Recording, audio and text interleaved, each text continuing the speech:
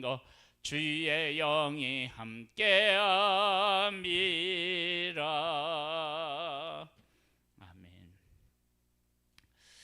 에스라서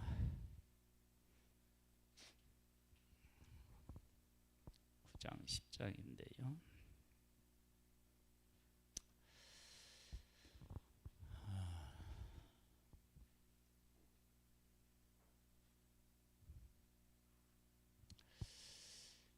최초의 복음이 성경에서 이제 최초의 복음이 여자의 후손을 최초의 복음이라고 얘기하는데, 사실은 그것도 드러난 복음이지만 보이지 않는 복음이 있다 그러면은 그것은 우리 사람을 하나님의 형상을 따라 만드신 것 자체가 사실은 우리에게 가장 큰 복음이다. 그렇게 해석이 가능하죠. 그렇게 볼 수 있죠. 그렇다면 우리 사람에게 있어서 진정한 소망은, 우리의 생명은 하나님께 있다라고 하는 것은 하나님이 우리를 만드셨기 때문이기도 하지만, 그러한 것들을 보면 이제 알 수가 있어요. 지금 하나님의 백성이 바벨론의 포로로 잡혀가서, 스룹바벨이 올 때는 포로로 잡혀간 지 한 50년 정도 지난 후에, 그리고 이제 그 다음에는 이제 누가 오느냐면 에스라가 오고, 그 다음에는 이제 느헤미야가 오게 되거든요. 이렇게 이제 3차에 걸쳐서 포로가 귀환하는데, 귀환할 때 보면 그 이방인의 왕이 얼마나 정확하게 하나님의 언약을 고백하는지 모릅니다. 그러니까 하나님이 하신다고 약속하신 것에 대해서 이방 왕이 정확하게 고백하고, 그 고백한 대로 또 실천에 옮겨서 하나님의 백성들이 이제 귀환하게 돼요. 그런데 그 귀환한 하나님의 백성들이 몇십 년 만에 약속의 땅에 와서, 약속의 땅에서 이제 살면서 하나님의 뜻에 온전하게 순종하느냐? 그 문제는 또 아니에요. 그러면 완벽하게 준비되어 있지도 않은 하나님의 백성들을 약속의 땅으로 오게 하시고, 또 이제 그들을 통해서 성전이, 처음에는 이제 제사가 드려지고 성전이 지어지고, 그 다음에는 뭐냐면 성벽이, 그 다음에 백성들을 하나님 앞에 에스라가 세우고, 그 다음에 느헤미야를 통해서 성벽이 재건되는 일이 있단 말이에요. 그러면 준비되지도 않은 하나님의 백성들을 왜 오게 하셨을까? 이런 이제 생각을 하게 돼요. 그래서 이 에스라서를 보면 스룹바벨 때에는 뭐가 문제가 생기죠?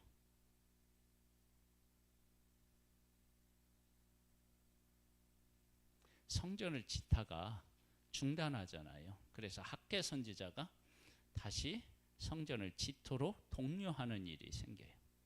그러니까 성전을 짓다가 말고요. 그 다음에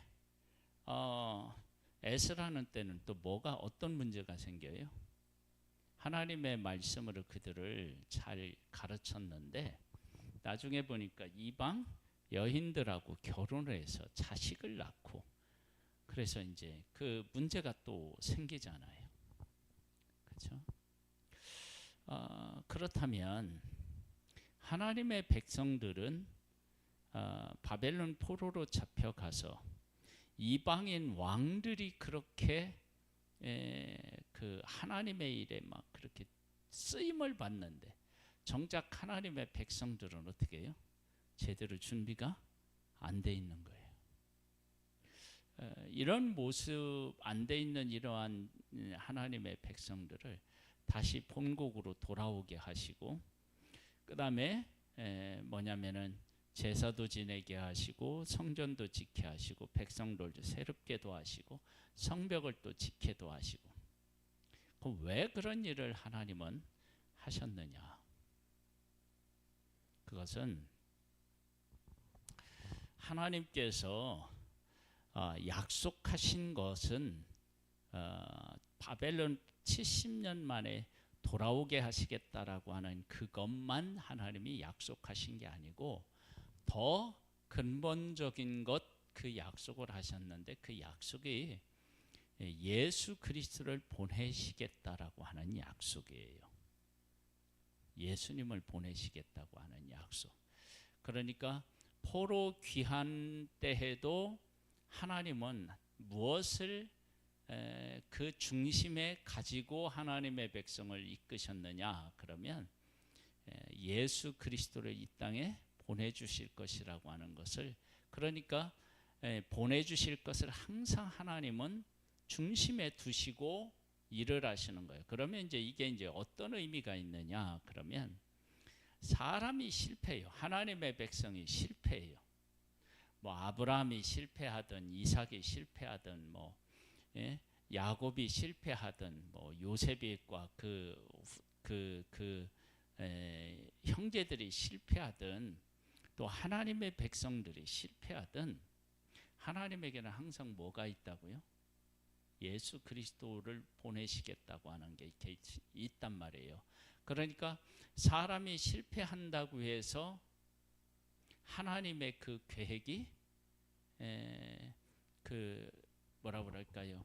하나님이 약속하신 것이 취소다 취소, 그런 게 아니고 사람이 실패하기 때문에 누가 예언되었고 누가 준비되었냐면 예수님이 준비되었어요. 그래서 하나님의 백성이 바벨론의 포로로 잡혀갔는데 한번 볼까요? 우리 9장을 한번 보겠습니다. 에스라서 9장 723쪽에 있어요. 이 일 후에 방백들이 내게 나와 이르되 이스라엘 백성과 제사장들과 레위 사람들이 이 땅 백성들에게서 떠나지 아니하고 가나안 사람과 헷 사람들과 브리스 사람들과 여부스 사람들과 암몬 사람들과 모압 사람들과 애굽 사람들과 아모리 사람들의 가증한 일을 행하여, 이건 뭐냐면 풍습을 또 배웠다는 거 아니에요. 풍습도 배우고요. 그들의 딸을 맞이하여 아내와 며느리로 삼아 거룩한 자손이 그 지방 사람들과 서로 섞이게 하는데, 즉 뭐냐면 이방인의 풍습도 따르고 또 이렇게 어떻게 해요? 결혼도 하고 이제 이런 일들을 하는데 방백들과 고관들이 그 죄에 더욱 으뜸이 되었다 하는지라. 이제 그러면은 백성들은 어떻게 해요? 아주 자연스럽게 따라할 수 있게 되는 거죠. 우리들이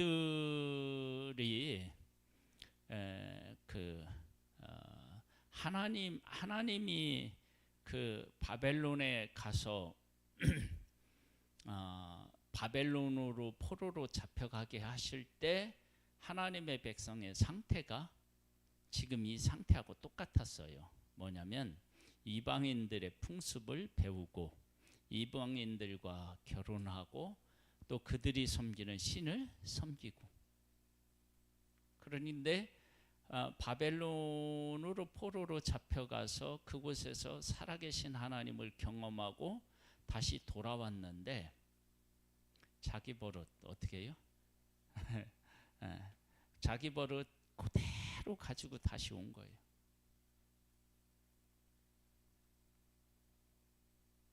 자기 버릇. 그러면 하나님께서 그러면 왜 포로로 잡혀가고 거기서 다시 돌아오게 그렇게 하나님이 하셨느냐? 포로로 잡혀가서는 하나님의 백성들이 사는 땅이, 하나님의 백성들도 문제가 있었지만 백성들 때문에 하나님이 주신 약속의 땅도 어떻게 해요? 다 망가졌어요. 그러니까 뭐냐면 죄는 땅을 망가뜨려요. 그래서 하나님의 주시는 약속의 땅이 다 망가지고 또 그 땅에 살도록 한 하나님의 백성도 망가졌어요. 근데 이들이 죄를 약속의 땅에서 그냥 살면, 계속 살게 되면 소망이 없으니까 이 백성들을 어디로 데리고 가느냐면 바벨론을 하나님이 데리고 가요. 근데 그곳에서는, 이쪽 지금 약속의 땅에서는 이제 영토가 있고 하나님 주신 약속의 땅이 있고, 그 다음에 이제 왕들이 타락하고 뭐 백성들이 타락했다 할지라도 하나님의 백성이 있고, 그래서 이웃에 있는 나라들하고 이렇게 이제 뭐 계약을 맺고 이러면서 자기들 스스로 삶을 살아낼 수 있다라고 생각하는 교만과 착각에 빠져 있는 거예요. 그래서 애굽에 손을 벌리기도 하고, 때로는 아스르에 손을 벌리기도 하고, 바벨론에 손을 벌리기도 하고, 모압에 손을 벌리기도 하고, 그러면서 자기들의 삶을 유지할 수 있다라고 하는 거예요. 그런데 포로로 잡혀가니까 어떻게 돼요? 아니죠. 할 수 없는 거예요. 그러면 거기에 가면, 포로로 잡혀가면 내가 어느 나라에 이렇게 손을 벌릴 수가 없어요. 도와달라고 할 수 없어요. 그리고 포로로 잡혀가 있었기 때문에 내가 누구한테 뭐 부탁하거나 이런 것도 사실 쉽지도 않아요. 그러면 어떻게 되느냐? 하나님을 바라볼 수밖에 없는 상황인 거예요. 그러니까 우리들도요, 살면서 우리가 조금 할 수 있는 것 같을 때는 뭐 의사한테 전화하기도 하고, 뭐 아는 사람이 있으면 뭐 전화하기도 하고, 뭐 이렇게 하잖아요. 그런데 그 누구도 도와줄 수 없는 상황이면 어떻게 돼요? 뭐 하니까 하나님만 바라보고 기도하게 되잖아요. 그렇죠? 그러니까 포로로 잡혀가면서 하나님의 백성들이 그런 상황에 처하게 되는 거예요. 그래서 하나님을 바라보게 되고 하나님 앞에 기도하게 되고, 그러면서 하나님이 자기들이 붙잡혀 간 그곳에까지 하나님이 오셔서 일하시는 것들을 경험하게 되고, 이제 그런 일들이 생기고, 그리고 약속의 땅은 어떻게 돼요? 하나님의 백성들이 다 잡혀가서 이 약속의 땅이 안식을 해요. 안식. 땅도 이제 안식년 그럴 때 땅도 이제 쉬잖아요. 그런 쉬면서 어떻게 되냐면 땅이 회복이 돼요. 땅이 회복이 되고, 백성들도 약속의 땅에 그냥 살 때보다는 훨씬 더 어떻게 해요? 하나님하고 가까워져 있는 상태, 그런 상태를 하나님이 만드시고 그들을 이끌어서 약속의 땅으로 오게 하시는 거예요. 이제 이렇게 오면 어떤 일이 있느냐? 이제 에스라서 이제 9장에 여기 이제 하나님의 백성들이 이방인들과 결혼한 이런 문제, 풍습을 따르는 문제, 이런 문제가 생겼는데 에스라가 와서 이러이러한 일이 잘못된 거 아니냐, 그렇게 했을 때 어떻게 하죠? 회개하잖아요. 한번 잘 생각해 보세요. 예전에는 선지자들이 와서 얘기를 했을 때 들었어요, 안 들었어요? 안 들었잖아요. 그래도 지금 어떻게 해요? 결혼해서 자식까지도 낳았는데도 어떻게 해요? 순종해요. 그러면 포로로 잡혀갔을 때 하고 잡혀가기 전하고 갔다 와서는 어떻게 해요? 다른 거예요. 그러나 성전을 짓다가 중단을 하고, 또 이방인 풍습을 따르고 이방인과 결혼을 하고 자식을 낳고, 그런 부분에 있어서는 완전하고 온전해지지 않았어요. 그런데 왜 그들이 오게 하셨느냐? 이스라엘의 소망, 이스라엘 백성들이 누리게 될 진정한 복은 이스라엘 백성들 스스로의 거룩함, 하나님 앞에 온전한 게 순종하는 데 있지 아니하고 하나님이 예수 그리스도를 보내주시겠다고 하신 그 예수 그리스도 안에 있기 때문에 그런 거예요. 그러면 지금 하나님의 백성들이 바벨론의 포로로 잡혀가는 것도 하나님의 말씀대로 되었고, 그곳에서 하나님께서 보호해 주시고 그리고 다시 돌아오는 것도 하나님의 말씀하신 대로 되었어요. 그런데 자기들 이스라엘 백성 스스로 생각해 보니까 자기들은 부족한 게 많은데 하나님이 그렇게 하신 거예요. 그렇다면 하나님의 백성들이 우리는 부족하지만 뭐 한다고요? 하나님이 우리와 함께 계시면 그 약속이 이루어지는구나. 그러면 하나님께서 진짜 약속하신 건 뭐라고요? 메시아를 보내주시는 거라고 했잖아요.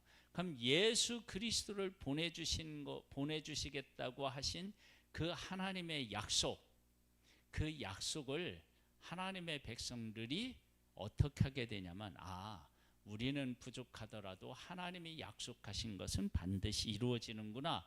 그러면서 메시아 보내주시겠다고 하는 하나님의 약속에 대한 무엇을 갖게 되냐면 믿음을 갖게 되는 거예요. 그러면 그 믿음이라고 하는 것, 메시아를 기다리는 이 믿음, 예수 그리스도가 오시면 우리들의 문제를 해결해 주시겠다라고 하는 이 믿음, 그 믿음이 있으면 하나님의 백성들은 뭘 가지고 있냐면 소망 가운데 살아갈 수 있는 거예요. 그러니까 하나님께서는 그런 것들을 염두에 두시고 계획하신 거예요. 즉 하나님의 백성은 실패해도 돼. 그러나 실패하는 가운데서 하나님의 약속은 반드시 성취된다. 그것을 역사 가운데서 그들이 경험하게 함으로 하나님께서는 뭐예요? 메시아를 보내주시겠다고 하는 이 약속도 하나님은 반드시 이루실 것이라고 하는 것에 대한 확신을 누가 갖게 돼요? 하나님의 백성들이. 만약에 하나님께서 70년 동안 포로 생활을 하는 것하고 돌아오게 하시겠다고 하는 하나님의 약속이 엉터리다. 그러면 메시아를 보내주시겠다고 하는 하나님의 약속에 대해서 신뢰할 수 있겠어요? 안 되잖아요. 그러니까 이게 이제 정말로 중요한 게 뭐냐면 이 백성들이 하나님의 선지자들을 그렇게 보내서 막 외쳤는데도 말을 안 들어요. 그리고 제르에서 돌아서지 않아요. 그래서 하나님이 바벨론을 통해서 하나님의 백성들을 다 포로로 잡혀가고 또 성전에 있는 모든 그릇들 다 가져가고 뭐 왕궁에 있는 것도 빼앗아가고 다 그래요. 나중에 보니까 하나님 성전에 있는 기명들은 어떻게 해요? 잘 보관했다가 돌려줘요. 하나님이 하시는 일인 거예요. 그러니까 하나님께서 이방 나라의 왕들과 그곳에 있는 사람들을 통해서 하나님의 성전에 있었던 기명들이 다 없어질 수도 있고, 그러니까 다 가서 잘 보관해 놓게 하고 다시 돌아올 때 줘요. 그래서 그것을 가지고 와. 그러니까 하나님의 놀라운 은혜죠. 하나님의 주권 안에서 그런 일들이 다 가능했던 거예요. 그렇게 이제 하고 그곳에 이제 포로로 잡혀가는데, 잡혀가는 과정, 잡혀가서 해야 할 일, 그리고 하나님이 몇 년 만에 돌아오게 하시겠다고 하는 그런 모든 일들이 하나님이 어떻게 해요? 말씀하신 대로 다 이루어지는 거예요. 이제 그것을 하나님이 경험하게 하시고, 진짜는 뭐라고요? 예수 그리스도 메시아를 보내주시겠다. 그러면 그렇게 자기들이 부족하지만 하나님의 뜻대로 이루어지고 그 하나님의 뜻이 이루어지는 그 영광 가운데 자기들이 함께 할 수 있었다라고 하는 그 일들, 즉 아닥사스다 왕에 의하여서 돌아와서 그 백성들을 가르치고 뭐 이렇게 하고, 고레스 왕에 의하여서 뭐 성전 이렇게 짓도록 하고 뭐 이런 거 있잖아요. 이 모든 일들이 하나님이 하라고 하는 대로 왕들이 그대로 고백해요. 그리고 그대로 해요. 아, 하나님은 이방 왕들까지도 다 통치하고 다스리셔서 하나님의 뜻을 이루어 가시는 분이시구나. 이러한 사실을 하나님의 백성들이 깨달아 알고, 이제 삶을 통해서 깨달아 알고, 하나님은 그 백성들로 하여금, 야, 너희들은 내가 그렇게 포로로 잡혀가서 그렇게 너희들을 교훈하고 돌아와서 너희들은 제대로 살지 못하는데 뭐 성전도 예배도 드리게 하고 성전도 듣고 또 에스라를 보내서 너희들을 말씀으로 이렇게 했는데도 제대로 서 있지 못한지만, 그러나 내가 약속한 건 다 이루어지. 너희들이 한 게 아니고 내가 약속한 대로 이루어졌지. 그러면서 하나님은 뭐 한다고요? 예수 그리스도를 보내시겠다는 약속에 대한 신뢰를 갖게 만드는 거예요. 우리의 힘이 아니라 하나님이 약속하신 약속이 우리들 가운데 이루어지는구나. 여러분, 이러한 것들은요, 지금 우리들에게도 너무 중요해요. 여러분, 우리가 하나님 앞에서 온전하게 살아갈 수 있을까요? 아무리 해도 안 돼요. 그래서 우리 어떻게 되냐? 예수 그리스도를 이 땅에 보내주셔서 십자가에서 나의 죄를 짊어지시고 죽으시고, 지금은 이제 부활하셨고 승천하셔서 하나님 우편에 계시고 다시 오실 텐데,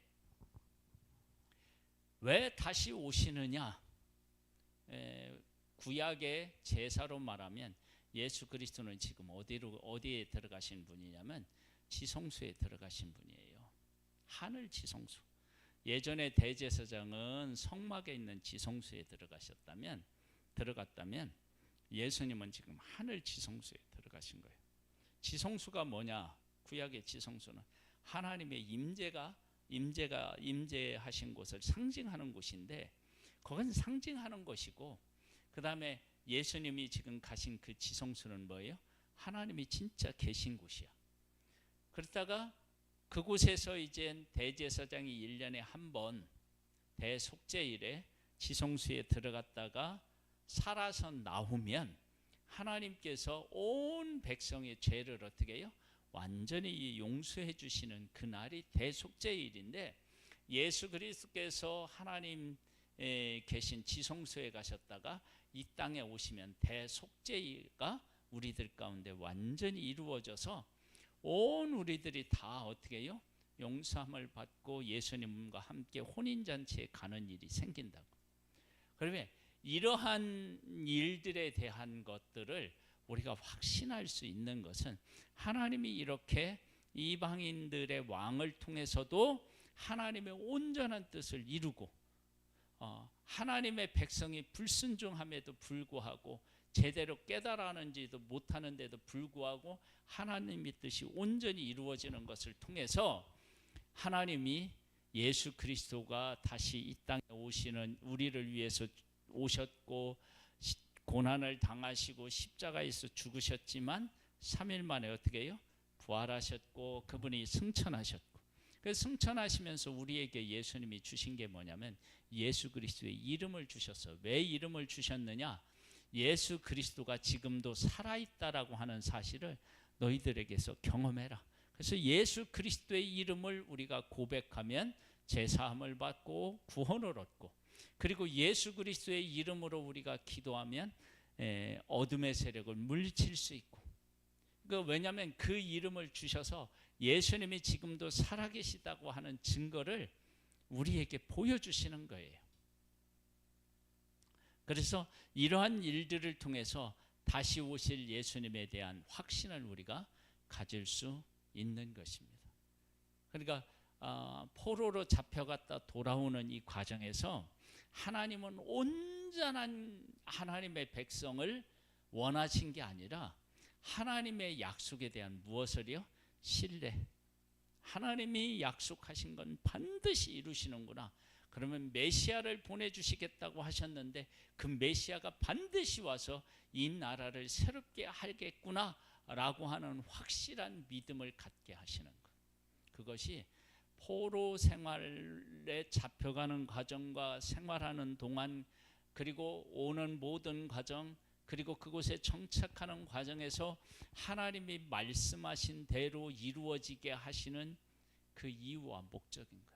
그러니까 하나님의 백성은 온전해지진 못해요. 만약에 하나님이 온전해지시는 되게 하는, 하나님이 그렇게 하나님이 소망하셨는데 이 백성들이 이렇게 제대로 살지 못하면 어떻게 돼요? 안 되죠. 이게 문제가 있는 거죠. 그래서 우리들은 항상 누구를 바라봐야 되느냐? 하나님을 바라봐야 되는 거예요. 이 내가 뭐를 하려, 아니 내 마음대로 살라는 얘기가 아니고, 우리가 아무리 한다 하더라도 안 돼요. 그래서 로마서에 가보면 바울도 그러잖아요. 내 육신으로 어떻게 해요? 죄의 법을, 내 마음으로 어떻게 해요? 또 하나님의 법을. 이 두 가지가 싸워서 어떻게 해요? 하나님의 법을 제대로 살아내지 못하도록 만든다는 거예요. 그래서 오라 나는 곤고한 사람이로다, 이 사망의 몸에서 누가 나를 건져내랴, 막 이렇게 탄식을 해요. 그러면서 이어져서 뭐라고 해요? 내가 우리 주 예수 그리스도로 말미암아 하나님 아버지께 감사한다, 그렇게 얘기해. 왜? 그분이 나의 부족함에도 불구하고 은혜를 베풀어 주셔서 나를 구원하시고, 그리고 나를 성숙시키고 나를 온전히 성화시키실 분이 바로 누구냐면 하나님이시다. 그래서 사탄은 자꾸 우리에게 이제 와서 뭐라고 얘기를 하느냐면, 야 그렇게 살아도 되냐? 막 이렇게 해요. 우리의 행위를 자꾸 얘기해요. 물론 하나님 앞에서 우리가 아무렇게나 막 살고 하나님 예수 그리스도의 이름으로 기도하며 용서해 주겠다고 막 그런 건 안 되죠. 그리고 그렇게 할 수도 없어요. 하나님에게 속한 사람은. 우리가 이 땅에 살아가면서 무엇을 배우고 무엇을 고백하는 사람이 복 있느냐? 나는 안 되는구나. 이건 하나님의 은혜로만 가능하구나, 예수 그리스도로만 가능하구나, 그걸 배우는 거예요. 그러면 어떻게 되느냐? 더 겸손하게 되고요, 하나님을 더 의지하게 되고 나 자신을 자꾸 부인할 수 있게 되는 거예요.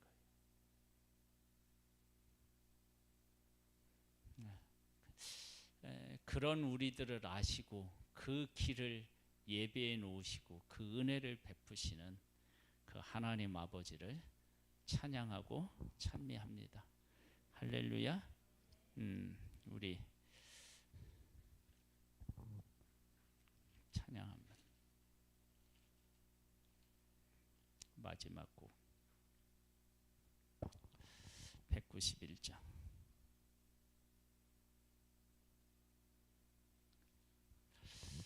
191장입니다. 내가